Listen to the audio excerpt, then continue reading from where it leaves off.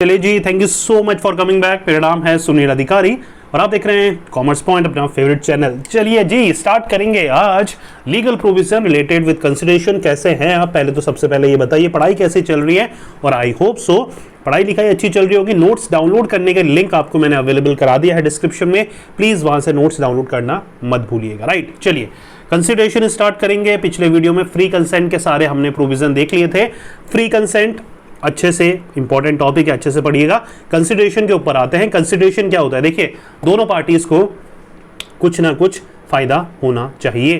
Right, अगर आपका goods एक पर्सन जो बी पर्सन है डिलीवर करता है जयपुर से दिल्ली या दिल्ली से आगरा, आगरा से कैलकाटा, कहीं पर भी, तो आपका क्या फायदा हो रहा है? आपके गुड्स से डिलीवर हो रहे हैं, उसको क्या फायदा होगा? आप पेमेंट करेंगे उसको, तो ये उसका फायदा है।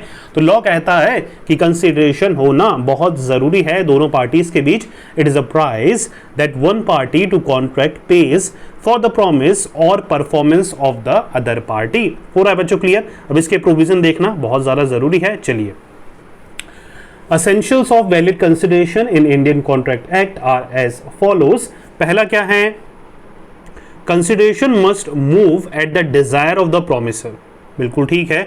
जैसा ए पार्टी, दो पार्टी हैं ए और बी, ए ने कहा है कि भैया मुझे इतने पैसे चाहिए या मेरे गुड्स को ऐसे डिलीवर करना है, मतलब जो प्रॉमिसर है, एक होता है प्रॉमिसी, एक होता है प्रॉमिसर। राइट, जो प्रॉमिसर है उसके अकॉर्डिंग ही कंसिडरेशन होना चाहिए।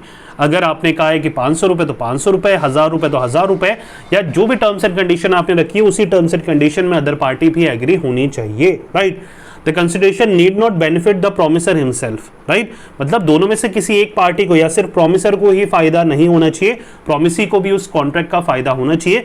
दोनों पार्टीज को कुछ ना कुछ इन रिटर्न पैसों से या नॉन मॉनेटरी टर्म से भी फायदा होना चाहिए। राइट, कंसिडरेशन में भी गिवन बाय द प्रॉमिसी और एनी अदर पर्सन। कंसिडरेशन क्या होता है?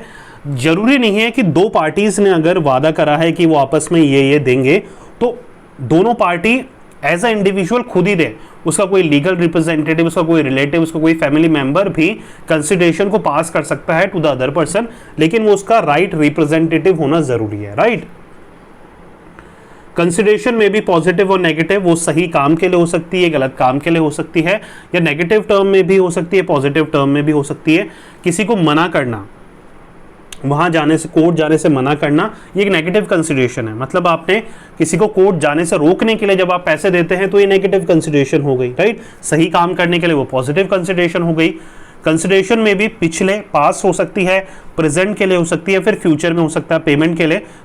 मतलब पहले कोई आपने काम करा था, आज उसका पेमेंट करेंगे, या फिर फ्यूचर में उसका पेमेंट करेंगे, तो तीनों केसेस में ये वैलिड रहता है। Contract without consideration is valid. कोई भी कॉन्ट्रैक्ट है, कंसिडरेशन अगर इन्वॉल्व नहीं है तो वो इलीगल माना जाता है। Consideration must be real and competent. वो इमेजनरी नहीं होना चाहिए कि मैं ये कर दूंगा आपके लिए, मैं वो कर दूंगा, एग्जैक्ट मेजरेबल टर्म्स में होना चाहिए वो। अच्छा, अब ये है एक्सेप्शनल केसेस है बच्चा। एक्सेप्शन केसेस मतलब, एक्सेप्शन वो केसेस होते हैं जहां पर, देखिए एक्सेप्शनल वो केसेस होते हैं जहां पर कंसिडरेशन की रिक्वायरमेंट नहीं होती है। तो लॉ में, इंडियन कॉन्ट्रैक्ट एक्ट में ऐसे भी कई सिचुएशन हैं। कौन कौन से देख लेते हैं। When a written and registered agreement is made on account of natural love and affection, जब दोनों पार्टीज के बीच में रिलेशन क्या हो, एक फैमिली का हो, नेचुरल लव और अफेक्शन का हो, तब कंसिडरेशन की जरूरत नहीं पड़ती है। जैसे कि अगर पेरेंट्स ने आपके लिए कोई काम करा है, आपकी फीस भरी है, आपकी कुछ खरीदा है, आपके लिए कोई गिफ्ट दिया है, तो वहाँ पर कंसिडरेशन की ज़रूरत नहीं है कि आपको भी कुछ पे करना है, ऐसा कुछ रिक्वायर्ड नहीं है। जब नेचुरल लव और अफेक्शन के बीच का रिलेशनशिप हो, when an agreement is to compensate past voluntary service. Voluntary मतलब अपनी इच्छा से करी गई सर्विसेज हो। अगर पास्ट में किसी ने या आपने किसी की मदद करी तो ज़रूरी नहीं है वो भी आपकी मदद करेगा। Right, When an agreement is for payment of a time merit debt, time merit debt मतलब उसकी समय सीमा चली गई है, अब उसके लिए पेमेंट करने की अब जरूरत नहीं है। गिफ्ट वगैरह देना लेना, वहां पर कंसिडरेशन की जरूरत नहीं होती है। अगर आप किसी को गिफ्ट देते हैं और उससे रिटर्न एक्सेप्ट करते हैं, यार मैंने तो इसको पिछले बर्थडे में गिफ्ट दिया था, ये भी देना चाहिए, नहीं देगा तो केस करूंगा, ऐसा कुछ नहीं होता है। राइट, तो गिफ्ट में कंसिडरेशन इन्वॉल्व नहीं होता है। Promise to charity where liability has been created by the done on the hope of it. अब यहाँ पर चैरिटी वगैरह डोनेशन करने में भी कंसिडरेशन इन्वॉल्व नहीं होता है। ग्रेटुअस बेलमेंट मतलब होता है फ्री में अगर आपने कोई चीज़ दी है जहाँ पर पैसे इन्वॉल्व नहीं है। बेलमेंट करना मतलब किसी और को अपनी चीज़ देना कुछ टाइम के लिए, राइट। बेलमेंट हम पढ़ने वाले हैं अच्छे से, तो वहाँ पर आपको ये कॉन्सेप्ट क्लियर हो जाएगा। तो बेलमेंट में भी हमारा कंसिडरेशन इन्वॉल्व नहीं होता है। एजेंसी में भी कंसिडरेशन इन्वॉल्व नहीं होता। एजेंसी दो पार्टीज के बीच में रिलेशन होता है, principal and the agent, right. चलिए, तो ये था हमारा कंसिडरेशन के लीगल प्रोविजन। एक और टॉपिक इसमें देख लेते हैं जो कि इंपॉर्टेंट है आपके जानने के लिए, right.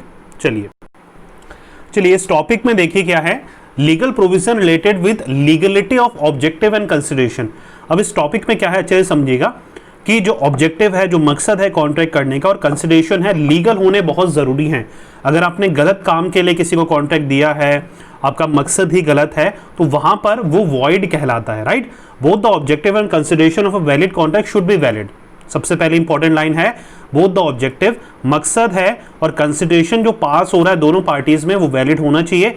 According to Indian contract act the following circumstances agreement become unlawful. अब ये जो सिचुएशन आने वाली है जो हम पढ़ने वाले हैं, वहां पर एग्रीमेंट जो है वो इलीगल या अनलॉफुल माना जाएगा। पहला क्या है, if it is forbidden by law, मतलब लॉ, कानून ने मना कर रखा है वो चीज करने का और आपने वो चीज कर रहे हो तो वो इलीगल माना जाएगा। If permitted it would defeat the provision of any law, मतलब अगर उसको अलाउ कर दिया तो वो कहीं ना कहीं किसी ना किसी स्टेट के, सिटी के या पब्लिक के कानून को तोड़ता है। इफ इट इज फ्रॉडुलेंट, अगर वो धोखेबाज है, धोखेबाजी करने से रिलेटेड है, तब भी उसका ऑब्जेक्टिव और कंसिडरेशन अनलॉफुल माना जाएगा। If it involve injury to another person, अगर वो किसी और पर्सन को इंजरी पहुंचाता है, अगर उस कॉन्ट्रैक्ट को करने से किसी पर्सन को इंजरी या उसकी प्रॉपर्टी को इंजरी होती है या हार्म होता है, तो वो इलीगल माना जाएगा। If the court regard it as immoral, अगर कोर्ट की नजर में वो इमोरल है तब भी वो इलीगल माना जाएगा। और if the court regard it as oppose to public policy, अगर पब्लिक पॉलिसी के अपोज्ड मानता है तब भी ऑब्जेक्टिव और कंसिडरेशन अनलॉफुल माने जाएंगे, राइट। मतलब अगर सिंपल सा टॉपिक का क्या कहने का क्या मतलब था कि ऑब्जेक्टिव और कंसिडरेशन भी आपके लीगल होने चाहिए। वो लीगल किस केस में नहीं होगा, इन सब केस में, राइट। कि अगर उसको अलाउ कर दिया, राइट, अगर ऑब्जेक्टिव और कंसिडरेशन को अलाउ कर दिया जाए और ये सारी चीजें अगेंस्ट में जा रही हो तब वो अनलॉफुल कहलाएगा, तो वो पास नहीं हो पाएगा। तो ऑब्जेक्टिव का लीगल होना, कंसिडरेशन का लीगल होना, सही होना बहुत ज़्यादा ज़रूरी है। हो रहा है बच्चों क्लियर? तो ये था दो वीडियो या दो टॉपिक हमने पढ़ लिए हैं, दो वीडियो तो नहीं, एक ही वीडियो में हमने कवर कर लिया है। दो टॉपिक हमने पढ़ लिए हैं। पहले टॉपिक में हमने देखा था कि जो हमारे वेरियस मेजर्स थे किससे रिलेटेड, कंसिडरेशन से रिलेटेड, और हमने legality of objective and consideration भी देख लिया है। नेक्स्ट वीडियो में हम वॉइड एग्रीमेंट के पढ़ेंगे। वॉइड एग्रीमेंट के लीगल प्रोविजन है आपके, देख सकते हैं आप स्क्रीन पे। इसके बाद कॉन्टिंजेंट आ जाएगा, बहुत ही इंटरेस्टिंग टॉपिक होने वाला है ये भी, राइट। तो हम वॉइड एग्रीमेंट पढ़ेंगे नेक्स्ट वीडियो में, राइट। चलिए नेक्स्ट वीडियो में मिलते हैं, जब तक सी यू सून।